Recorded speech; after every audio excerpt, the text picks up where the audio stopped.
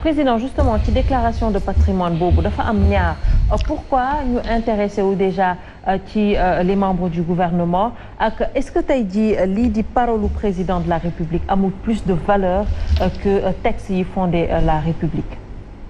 ba xam nga président de la République moom ci boppam bu fekkee ne dafa defar benn loi ñu adopté ko ci à l'Assemblée nationale ñu ne loi bi dañ koy appliquer comme loi d'État. moom loolu la wax loi bi déclaration de patrimoine d'abord pour ñu wax ci d'abord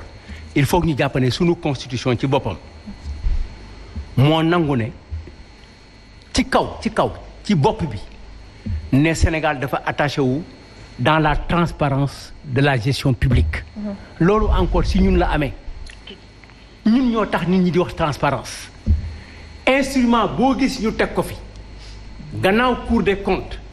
jàppal ne ñun ñoo ko indi ARTP woo continue na nga depuis tout ñun la donc ñun ñoo ko ci inscrire pour def ko maintenant léegi mooy liggéey pour loolu am président de la bi mu ñëwee mu créé benn loi créé OFNAC wax naa ba tàyyi nag OFNAC li tax d'abord demul parce que président daf ko pensé wul dañ ko abal OFNAC création Abdou Diouf la woon fi la Abdou Diouf dem bàyyi ko fi tête pensante yi ko liggéeyoon bu ñu leen woowoon ñu wax leen naka la ak fu ñu jëm ak naka la ñuy def Doudou Ndir a ngi fi ci la bokk. kon du xalaatu Macky Sall. ah. ma ni kon du xalaatu Macky Sall. non du tout. ah moom garaaw na di. du tout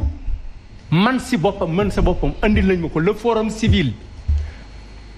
ñoom booy kan ñu ngi fi.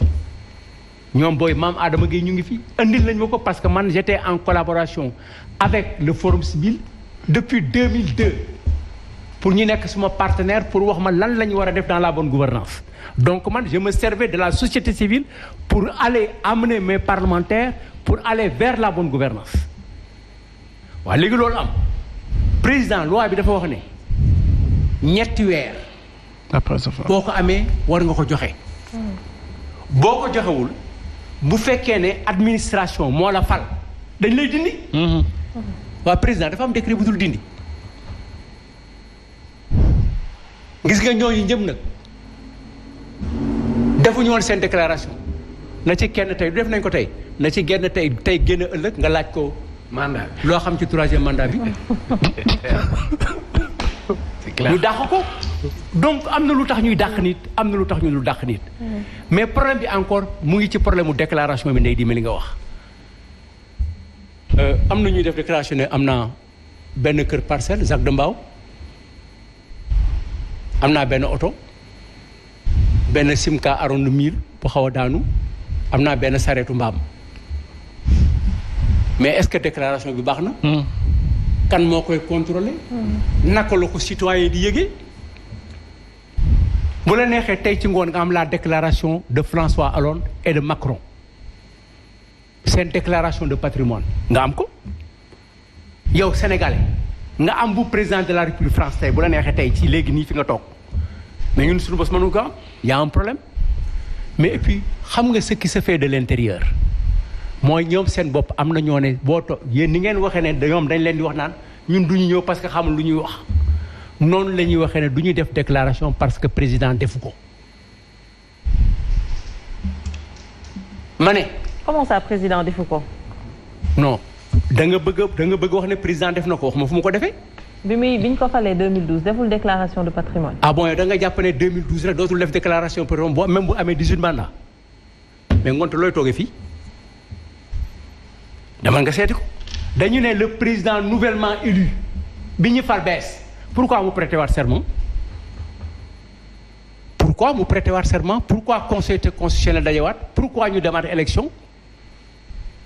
fal bu bees la dafay prêter serment parce que diggante bi yor na fi xaalis bi muy ñëw 8 milliards am ñaata la am mais dañ koy waxtaanee xamoo ne kilifa bu toog ñu jëw la képp ku jiite nit ay ñu jëw la te buñ la jógee ba pare li gën a naqare dañ koy génne ñoom seen bopp ñoo ne pourquoi ñu koy def bu ñu ko defee c'est pas la peine ñu def normal am na ñoo xam ne lu ñuy def dara dañuy bind lu leen yóbbu parce que président deful waaw président moom bi mu nekkul dara nekkul ministre commencé liggéey yàggul man fi am 1 milliard ci gouvernement bu mu toog yàggul 8 milliards du loolu la ñu wax waaw léegi nag duñu wax lan la gars yi ne bu waxul lu ñu am duñ ko wax amuñu ci sañ-sañ ma ne kuy tere carte ci këram doo bolot nga ne kuy tere carte ci këram doo bolot président na def déclaration réelle am xam nga lu Ablaye di wax daf ñu ne wax na fii ne dee leen multiplier ne bu fekkee ne dafa am ay kër yu ma am à l'étranger Houston wala Boston wala New Delhi maire yi ko moom nañ ko jël nous demandons aux organisations internationales aux ambassades fu ñu fekk kër boo xam ne Ablaye Wade daf ko acquérir pendant qu'il était au pouvoir quelque part dans le monde nañ ko jël le président Macky Sall def loolu na ko yeneen ministres yi def na ko ñeneen ñi def pouvoir nag wax naa la ko léegi on ne peut pas être dans un pouvoir en toute impunité c'est clair waxuma ne je suis blanc de mais façon bi moo wute waa ji dafa sàcc tuuti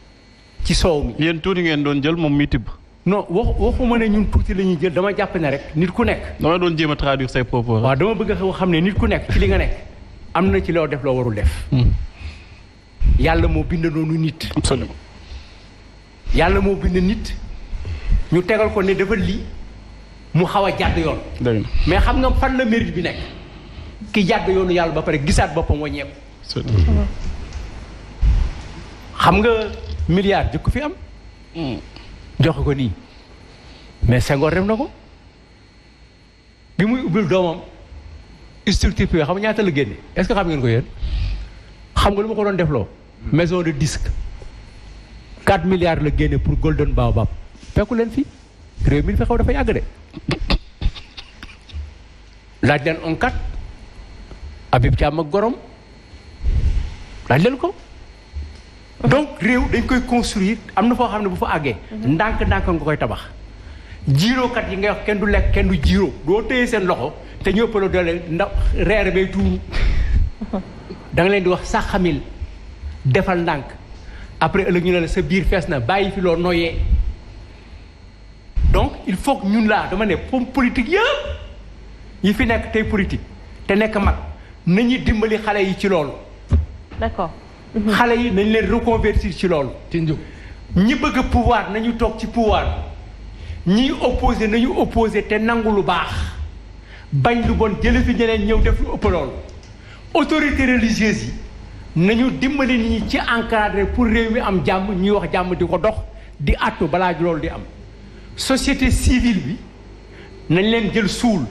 société civile bi nga xam ne ñu ngi ñuy taxaw ñu jàppale leen loolu mooy doxal réew mi alors professeur yow lan nga xalaat ci justement déclaration de patrimoine bi ñuy waxtaanee ñu bëri jàpp ne que peut-être poudre aux yeux rek la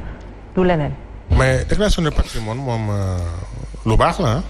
c'est-à-dire bu ñu ko instituer pour képp ku falu nga wax loo am boo génnee nga wax loo am ñu xool ndax li nga am méngoo ndax li nga doon fayeeku dans le principe c'est pas mauvais c'est bien. mais. kiñ ko jox maanaam ki war a recevoir déclaration de patrimoine est-ce que am na doole boobu parce que bu ñu yaakaar ni def nga déclaration de patrimoine sa loxo set na parce que comme le dit le président mën nga bañ a déclarer lépp lu nga yor est-ce que bu boobaa OFNAC am na pouvoir jël premier ministre président Assemblée nationale ministre en fonction yóbbu dossier am ci procureur. C'est ça le problème. Quelle est la suite? La saisine du procureur. La saisine du procureur. Est-ce que OFNAC fu Sénégal toll nii ci démocratie ci démocratie bu sooxee est-ce que OFNAC dina jël dossier premier ministre yóbbu ko ci procureur? C'est ça le problème. ba pare loolu benn jéego la rek déclarer ci patrimoine benn jéego la. mais boo ñu parce que da ngay déclarer à l'entrée et à la sortie waa diggante bi nag lu tax ñu jëlee fii CREI ndax président dafa nii la CREI c'est pour eux maanaam les opposants te fàtte ni APR ñi fa ne ñu ci bëri ay opposants la ñu wax PDS lañ jógee et que l'OFNAC c'est pour nous. dafa mel ni kon da nga jël fetel jox ko CREI jël bant ba jox ko OFNAC parce que OFNAC mënul dóor kenn. li mën mooy yóbbu le procureur te. loolu sax est-ce que dina ko def ndax gis nañ fi carré na fi Gom Keita bi mu déclaré ni telle personne au coude def na fa loo xam ne jaaduwul non seulement yàggu fa mais ki ne coude sax léegi il est le ministre du coude puisque dañ ko jëlee directeur yóbbu ko ministre. kon lu ñu doon wax gouvernance vertueuse lu ñu doon wax impunité je ne protégerai personne. soo xëy na moo tax ma ne la ñii wër président ñoo ko dul jox de bons conseils man gëm naa ne sax am na ñu fa ne ñoo xam ne bëgguñu ko. leen fa bàyyi daal mooy lekk moo tax ñemewuñu ko wax dëgg dañ ko doon wax ni yow ak li nga wax yëpp ci gouvernance li nga wax yëpp ci sobre et cetera ministre boo xam ne dafa déclaration patrimoine en temps da nga ko war a sanctionner immédiatement pour donner le bon exemple waaw ministre boo xam ne il faut que président jox la ultimatum pour nga defee loolu la yoon sant respecté au Sénégal kon yow ndigalu président nga respecté. xanaa da nga fàtte ne président si boppam yoon moo ne ci kawam. moo ne ci kawam dafa prêter serment doo ngay doon président. alors li muy def yëpp yoon na ko tënk président si boppam lu muy def yoon na ko tënk. vraiment yow nga taxaw di nelaw. yoon ne la demal defar déclaration nga ne yaa lànk nga xaar président wax la nga tàggu di dem. te waxam amul benn valeur juridique. alors te dégg naa sax des na kenn parce que def 35 sur 34 sur 35. kenn kaa anam koo ko sanctionné. non vraiment. non mais li mu wax c'est-à-dire dafa am ay limites objectives et puis gis nga nit ko jóg pour def yëfu caay-caay gars yi yow seen bien yi defuñu ko seen tur ah. seen turu doom seen turu jarbaat est-ce que yow sax bindaluñ la bien boo xamante ni yow xamoo ko gisoo existence bi sa bu ñuy sàcc duñ ko def seen tur dafuñ jëne jàpp leen ay prête noonu nañuy jël ay sociétés yoo xamante ni ñeneen ñu koy xam seen gardien yi ñuy liggéeyloo sax boo moytul boo xoolee seen tur di nga fekk si ñoom ay biens yoo xamante ni ñoom xamuñu ko yëguñu ko donc loolu mooy limite bi et puis am ay réalités aussi socioculturelles Sénégal moom boo demee di def recensement sax ñaata njaboot nga am ñu lii da nga ñuy ñaara fi ne bu ñu amee 5 sax duñu wax dëgg ñaara banta fi ne kooku tamit màggee ci société boobu nga ni ko waxal loo am ci alal ci saa si day naan dañ may catu bu ñu ko génnee ci presse bi sama alal day wàññeeku day dellu ginnaaw donc yooyu aussi ay limites la yoo xamante ni comment les récalcitrants sont juste de bons Sénégalais. c'est de bons Sénégalais parce que aussi kuñ fi ni sa poche ñaan nga yor mu la non saa man lu ma yor fii de bëriwul parce que am na yoo xamante ne suñu réalité la suñu réalité socioculturelle la allez-y. loolu mën a dem sax ba légitimer sàcc. parce que mën nga sàcc ba sa xol sedd nga ne ah non ñu ne ah non amul problème def na déclaration de patrimoine à l'entrée def na à la sortie kon jërul dara. merci beaucoup. waaw léegi kër yi ñu dindi ko. mais c'est ça. est-ce que tey jii nii amul ay ñu nekk gouvernement yoo xam ni seen am ak seen train de vie dépassé wu seen salaire. absolument. soo yóbbu leen CREI. gis nga man ci li nga wax noonu laa ànd. ubbi CREI tëj Karim Wade tëj CREI sànni saa bi si géej jeex na. gis nga professeur ci li nga wax noonu laa ànd CREI yi ci boppam nañu war a gën a renforcer peut-être bu ñu koy moderniser wala ñu gën ko adapter par rapport ak réalité du moment fexe ba yi nga xamante ne dañ koy ngañi ci CREI yi ñu jëlee ko ci règle double juridiction yooyu yëpp ñu teg ko ci mais CREI yi ci boppam dafa am importance parce que tamit mënoo ni OFNAC pour ñii la c'est-à-dire même loolu rek yaa ngi saaga ñi nga nekkal OFNAC pour yéen la maanaam ñoom c'est des présumés voleurs wala présumés trafiquants yoo xamante ni ëllëg OFNAC da leen di jàpp donc yooyu yëpp aussi il faut que ñu jéem a xool parce que un système sans faille chaque fois ma rappelé ko n'existe nulle part gars yi moom loo leen tegal CREI yi OFNAC bu ñu bëggee tibb dañuy tibb te kenn du ci yëg dara ñun nag ñoo war a fexe mais président bi aussi mën a fexe ba bañ a fragiliser institution parce que bu ñu nekkee ci république comme ni nga ko rappelé léegi balaa ngay taxaw di naan président da ngay waat te booy waat ci serment bi da ngay naan da ngay jurer respecter li nga xamante ne mooy constitution bi mais nan la constitution war a ni nit ki da nga war a def déclaration de patrimoine ci 3 mois yi la jiitu yow nga bàyyi ko noonu deful nga xëy suba ni ko da nga koy jox deadline mu respecté ko kooku ci saa si da nga ko war a dàq parce que kooku respecté wul république à moins que ñu nekk ci monarchie te yaakaar naa ne monarchie la gën a ñëw. Cheikh Oumar Talla. mais xam nga li ma si jaaxal. président Doudou Wade dafa wax ñoom wàqi naan gunaas ñu ngi jooy mbënd mi ba tey. patrimoine bi ñuy wër yëpp 750 milliards yi. foofu lañ ko war a wëri. parce que lañ ca waroon def 750 milliards duggul ci ndox mi nit ñi di dee nekk ci taa bi. ministre ñu laaj la ay facture parce que administration dafa am nu muy fonctionner nga ne li nga jënd ci ceeb mënuñu am ay facture OFNAC bële ñi fa nekk ay liggéeykat lañ ay sénégalais lañ mën nañ ko mais soldat bu amul ngànnaay fu mu jëm tey blanchiment d'argent yi am ci àdduna bi fuite des capitaux yi am ci àdduna bi xarañ gi nekk ci toje gi ak raawon gi ñooñu bu ñu amul ay moyens fan lañ jëm bu ñu toogee rapport IGE pendant 4 ans jotuñu rapport bu ñu waroon jot ci at ñu toog président ne dossier sur le coude bii maa def sama conc te nga waxoon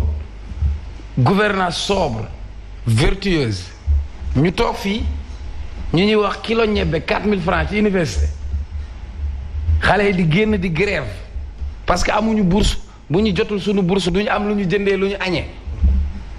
nga may waxu OFNAC seen benn bët boobu daa am fu muy xool li intéressé sénégalais yi mooy tey nañu ko wax waxoon naa ko bu le passé malheureusement caxat-caxatee bi nekk ci alalu réew mi ci wàllu suuf foncier bu ñu paree ci scandale bi ne la littoral ñu toogati chaque semaine ñu indiwaat beneen scandale bu bees pétrole ne la pétrole ñu toog procureur ne ñun léegi compte X la ñuy wër mel ni ñu nekk ci équation mathématique alors que ñi toogoon dem signé ak signé décret bi ñëpp a ngi fii nga ne yow X ngay wër gis nga volonté politique moo ci amul président Doudou Wade wax na dëgg on dirige par l'exemple nan ngay nekkee fonctionnaire bu Sénégal fonctionnaire bu ñuy fay doo jamanteer fonctionnaire 4 oto ministre boo si dem bu ñuy jabar ji buy ndugg sax 4x4 la ñuy yóbbu carburant bi fan lañ koy utiliser suñu administration boobu corruption bi am nekk góom bu rëy avec ça xam nga ni ñii nii et puis décret bi dafa leer dañu wax ni waxuñu ministre yi rek de directeurs yi nag ñi yore société yi nga xam ne ay milliards lay génnee nag. ñi yor crédit trésor. ñi yore trésor milliards. maire yi nga xamante ni seen budget dépassé na milliards.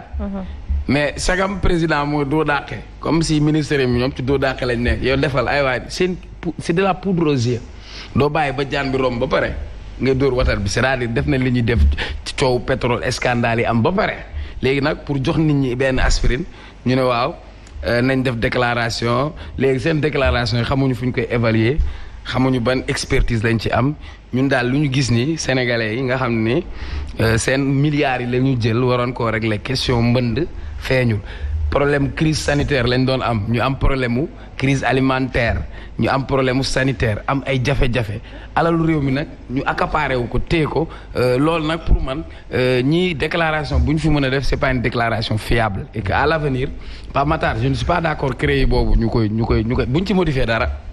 comme daal indi woon nañ créer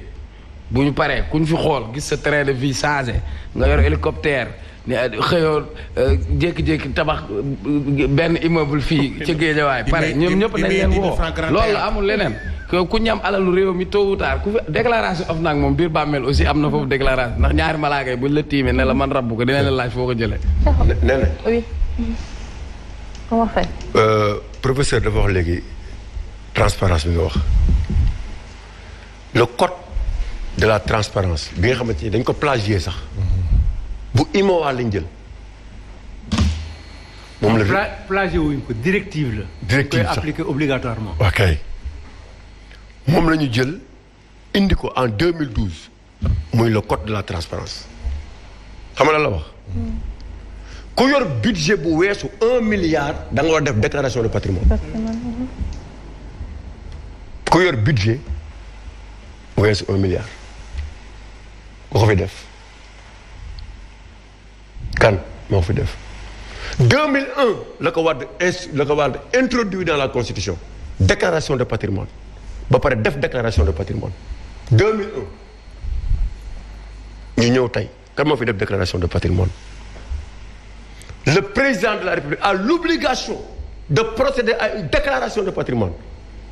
yóbbu ko au niveau du conseil constitutionnel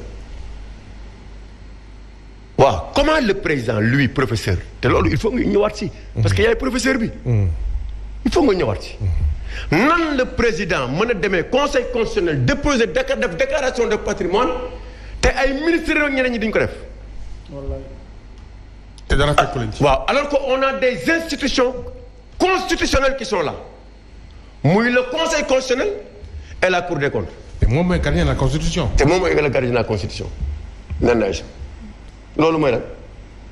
nga ñëw ne leen dem leen defi seen déclaration au niveau de l'OFNAC OFNAC bi nga xamante ni ne office kese la c'est ça la légitimation du vol bi nga doon wax loolu lay defal nit ñi c'est-à-dire man dama xamul nguur gi mais ñan la ñu yeb pourquoi nga bàyyi institution yi ñëw jëli OFNAC alors que yow OFNAC yow ñëpp gis nañ nga OFNAC nu mel OFNAC respecté wuñ ko sax OFNAC joxuñu ko cër amul lenn lu mu mën a def nga ñëw bàyyi fi conseil constitutionnel bàyyi fi cour des comptes dem jëli OFNAC xam nga lii wóor te wóor mooy déclaration de patrimoine ou bien cour des comptes sax nga ko war a def mais conseil constitutionnel nga war a dem li ñuy def ni yëfu c'est de la caaxaanerie respecté wuñu nit ñi dañuy nax askan wi te mënuñu continuer di nax askan wi di nax askan wi di ñu divertir di ñu wax lu amul waaye ba si ngi ñëw mais li nga wax mooy Macky dama xam ne dafa am ñoo xamante ne yaakaar naa ne bëgguluñu ko jàmm parce que est-ce que le président réellement est le mieux informé dans ce pays man c'est ça mon problème il ne se contente pas uniquement de rapports wala de déclarations au niveau de la salle à manger ñëw rek ñi gars yi wax ko rek mu yaakaar ne loolu na xoolaat position xool li muy def gis nga yii yëpp amul njariñ parce que ñii mu yor nii tey nen gis nga 1000 milliards yi ñuy wax ci Covid 19 jamais au plus grand jamais nañ def évaluation professeur jamais bis bu ñu defee évaluation dinañ fi gis lu xamante nii ne di ngeen ne c'est pas possible pas Matar jamais milliards yi bu ñu la waxee ni ñu ko génnee ni ñu ko utiliser jamais il y aura d'évaluation alors que le peuple est en train de souffrir le peuple est affamé assoiffé électrocuté à tous les niveaux et patauge inondé patauge ñëw du ñu indi dans cette situation là mais nee na fan lañ jëm dañuy jox président xam nga loi bu ñu ko defee rek ba pare dañ koy évaluer wala ñu seet nag ñu ngi koy doxalam déet ma wax la rek lenn ci loi bi déjà loi bi décembre lañ ko voté code 2012 beneen loi bi ñu ngi ko voté 2014 déclaration de patrimoine parce que 2012 moo posé le problème de la gestion des finances publiques 2014 bi ñu ko defee loi bi boo seetloo dañuy wax ne les personnes assujetties sont le président de l'Assemblée nationale le premier questeur mais pourquoi pas le deuxième parce que premier questeur ak deuxième questeur ñoo bokk prérogative ñoo bokk liggéey ñoom ñaar ñoo bokk liggéey bi ñoom ñaar ñooy defandoo bu leen neexee nag ñu xajaloo ki jëli ne kii ne ko bàyyil ma toggaañ bàyyil ma togg reer mais ñoom ñaar dañu jox njëlli pour ñu togg nga ne kii na def déclaration kii na def déclaration mais xam nga lan la ñuy def ci exposé de motif bi dañ ci génn président de la république ñu ne déclaration de patrimoine bi da nga ko xam ne da nga koy def au début et à la fin président bokk ci président moom na def rek au début mu def à la fin ana député ana évaluation beneen bu gën a garaaw ñu ne président assemblée nationale président du conseil économique et social mais diggante bi 2016 ak léegi ñaata at la du ñeenti at ana commission de délégation pourquoi pas le président du haut conseil des collectivités territoriales te ñu doon ko jox 6 milliards mais ana député yi xanaa liiruñu loi bi mais bi ci des xam nga loi bi fekkuloo ci cour des comptes ak conseil constitutionnel xam nga di fekku leen ci de nekku ci de mais pourquoi pas ñoom pourquoi le conseil constitutionnel la cour des comptes dañ naan ñu ngi ci nangam wax nañu ne les personnes nangam noonu nañ ko préciser loi boo bëggee mu leer ni nga waxee ne président assemblée nationale na ko def nañu wax ne président au conseil comme amu fi woon mais conseil constitutionnel mu ngi fi woon xam nga conseil constitutionnel lan mooy budget ren ñaata la 2020 1 milliard 4 lu ñu koy doyee xam nga lan la cour suprême ñaata la 1 million 8 xam nga cour des comptes ñaata la 6 milliards 6 waaw ñooñu nag ana député ana représentation nationale moonte woon nga jàppaat ne assemblée nationale bii fi ne ak bële comme yàlla ak yàlli bii daal li mu mën mooy député wax ñu ne gendarme viens le prendre pas possible ACEU waaw comment on peut oser demander à un député nañ ko jàpp événement bu am depuis 1962 amatu fi donc nous avons un problème le Sénégal a un problème est-ce que gis nañu bu ñu gisee nañ ñu ne gis na bu ñu gisil dañuy continuer di leen won bu ñu gisee noo ñun ñëpp nag ñu ne waaw léegi diw ci bon on sur 20 kii 12 kii 13 mais kii 3 ak 4 ñu ne leen fi jëlee loolu mooy dëgg. naturellement. il faut que ñu àgg foofu par conséquent déclaration ci patrimoine bi nga li ngay wax ci loi bi ak déclaration de patrimoine ak code de xam nga nan la code de transparence wax. moo tax ñiy wax naan diw def na nangam ak def na nangam code de transparence dafa ne ay sanctions la ñuy jël ci élus yi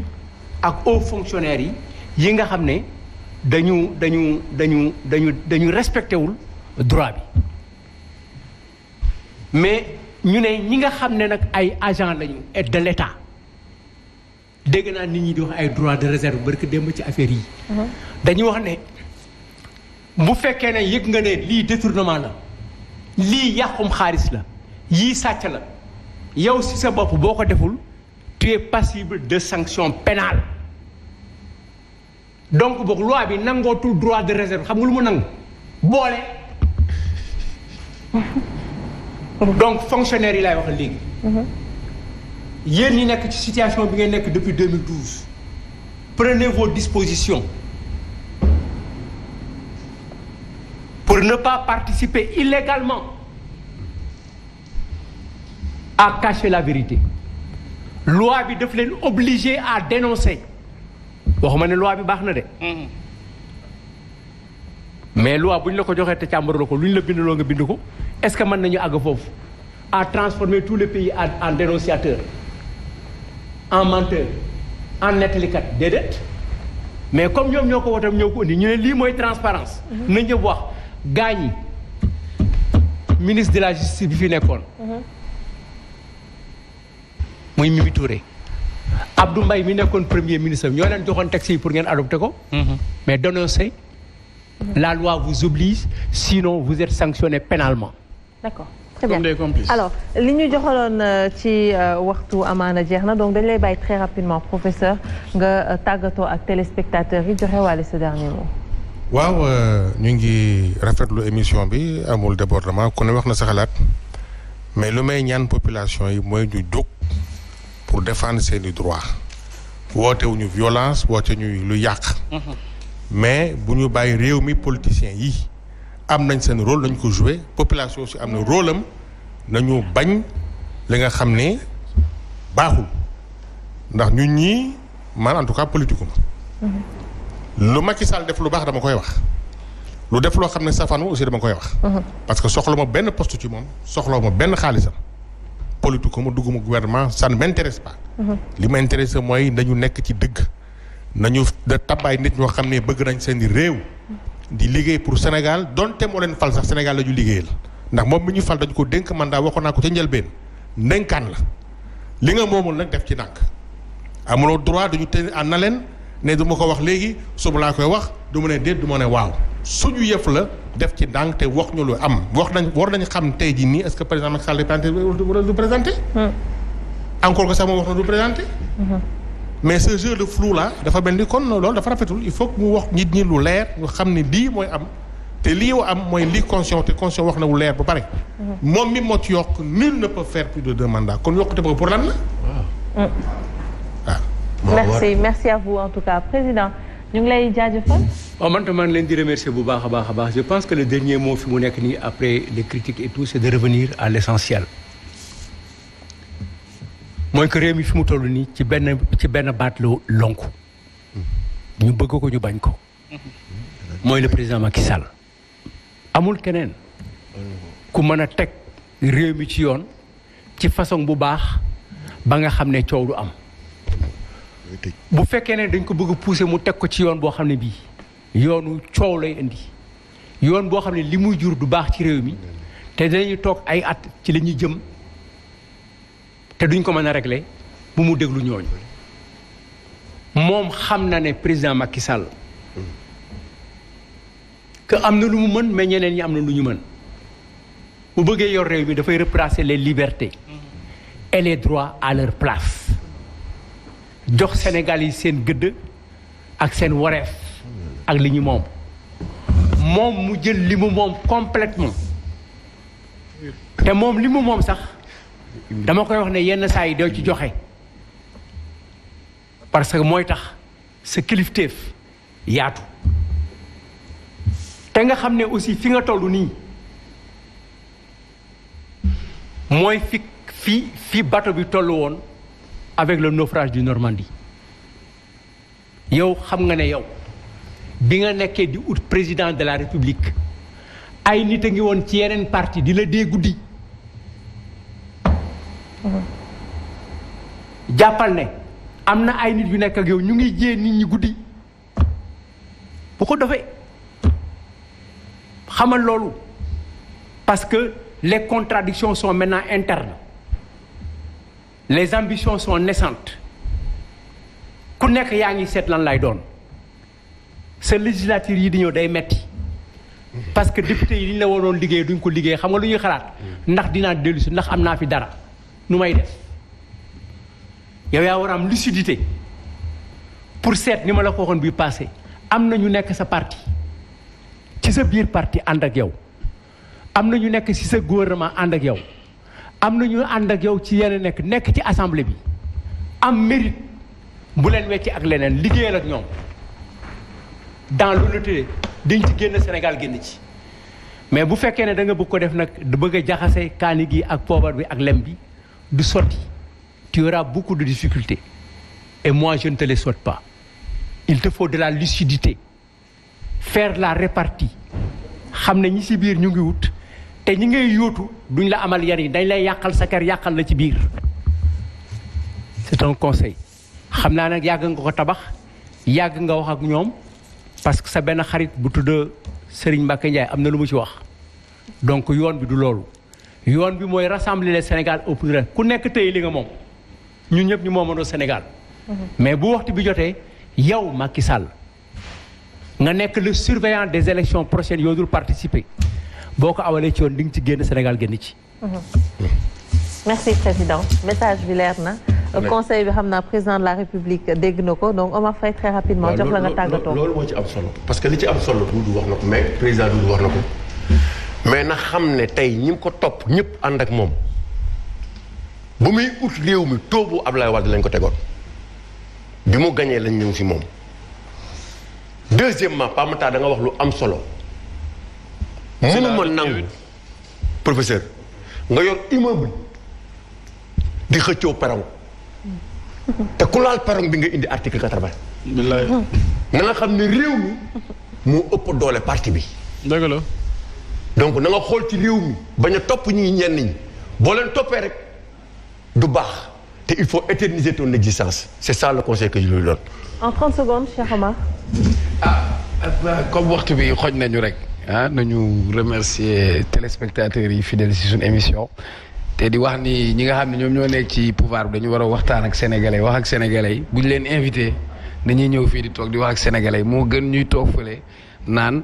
bi am nu ñu sikkee wala ñu turé en tout cas nañu bàyyi xel sénégalais yi nga xam ni ñoom ñoo nekk ci difficulté keroog maa ngi dégg sama benn xarit mooy maire Thiaroye Gare Babou Sène daanaka dafa jooy parce que inondation yi sonal na ñi nekk ci banlieue bi collectivité locale yi amuñu moyen pour faire face 750 milliards yi moom war nañ koo lijjanti ba ñun ñu régler suñuy question d'assainissement Macky nag comme dafa yor décret di dàq na dem dëkk kii nekk ONAS dëkk bi yëpp xasaw na xunnu on a un réel problème d'assainissement mënuñu nekk Dakar géej wër ñu Cambérène barki démb ba am nit bu ci bakkanam faatu au même moment DG ONAS bi di jàng neexi tubaab te réglé wul suñuy question ndox diggante Pikine ak Grand Yoff Dakar léegi fépp a taa amul fenn fu bàyyi ba nous sommes en 2020 ba tey on nous parle des questions d'inondation ça pose problème. Une seconde. ci waaw non li ñuy wax ci une seconde rek yomb na wax président Macky Sall na déglu critiques yi te mu bañ ko dégloo xool c'est-à-dire que tey kenn waxu fi parce que da nga en président Macky Sall fii amul kenn koo xamante ne animosité ngay wane c'est parce que aussi dëkk bi ñoo ko bokk tey nu muy demee kenn fier aussi te yaakaar naan moom aussi bu nekkoon ci kujje gi bu nekkoon ci teetu institution bi du ci fier donc nay déglu ñi nga xamante ne ñu mel ni Doudou Wade nañ ñu mel professeur Rousner te bañ a xool fu ñu bokk waaw Rousner te bañ a xool fu ñu bokk bu ñu xoolee fu ñu bokk rek amaana peut-être dina indi problème nañ leen di déglu di bàyyi xel ni Sénégalais aussi am nañ ay revendications am nañ ay souffrances inondation beeg yooyu yëpp malheureusement nag duñ ko gaaw a din parce que inondation moom lekkaayu xaalis la Omar Sarr ñu ngi ko fi doon jiiñ ay milliards nee nañ fa la enrichir boppam ci inondation yi nga xamante ne moo taxoon ñu reporté woon élection yi inondation yi wax nañ fi 750 milliards yoo xamante ne France daal di xidam kenn xamul fa la dugg inondation dafa nekk loo xamante ne fa la gars yi di jaar di enrichir mais c'est malheureux homme politique yi aussi nañ jéem a delluwaat ci li nga xamante ne mooy principe yi ñu véhiculé bu ñuy nekk di wut dara. Lady May pour finir. waaw di tàggatoo ñëpp rek di leen remercier ci teewlu bi bàyyi ñu xel message bi rek mooy homme politique yi nañ bàyyi xel ci askan wi parce que foofu ñu nekk noonu askan wi moo leen fa teg donc nañ leen bàyyi xel bu baax a baax di remercier ñëpp encore une fois rawatina Baye nekk ci Pikine marché Zinc moo jaar ci tenue bi rafet bi ak Dada moo jaar ci collier bi nekk si 4 Urbam di ko remercier bu baax a baax. Alors merci à vous en tout cas d'avoir répondu. Omar Sarr a accepté d'être jugé par le peuple et par l'Assemblée nationale. Il s'est présenté à l'Assemblée nationale pour répondre aux questions après le décès survenu de sa maman.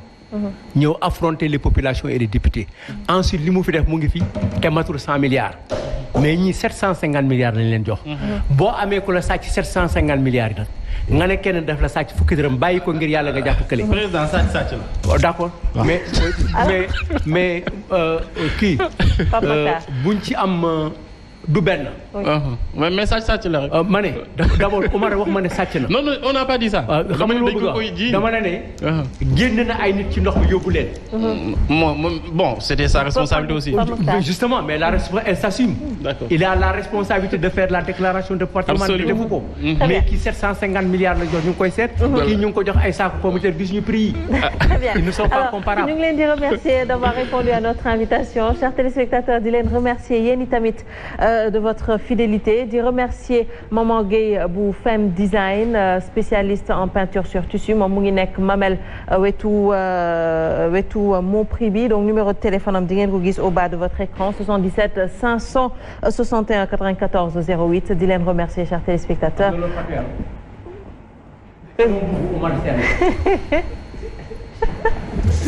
Donc di remercier Omar Sène pour mbubu